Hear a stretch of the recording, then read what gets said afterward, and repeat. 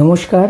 এই মুহূর্তে আমাদের সকলের সামনে রয়েছে দ্য বাথরুম সিঙ্গার বাবাইদা।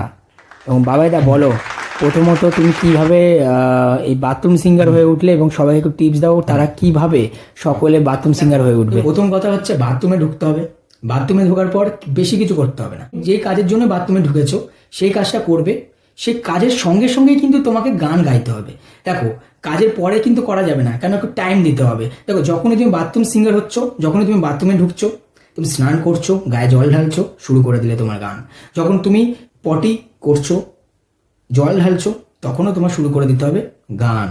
কিন্তু পরে করলে হবে না। কেন পরে করলে হবে না? কারণ সময় দিতে হবে। তো তোমার মধ্যে সেই গায়কটা জন্মাবে, তখনই না তুমি একটা বাথরুম সিঙ্গার হবে। কিন্তু হ্যাঁ, একটা জিনিস আমি বলতে পারি, পুরো শিওর দিতে পারি, তুমি বাথরুম সিঙ্গার তো সিঙ্গার। বাথরুম সিঙ্গার হওয়ার জন্য আরেকটা জিনিস সব থেকে প্রয়োজন আমাদের জীবনে, আমাদের লক্ষ্যে সব থেকে হলো লজ্জা ত্যাগ। কিরম লজ্জা ত্যাগ?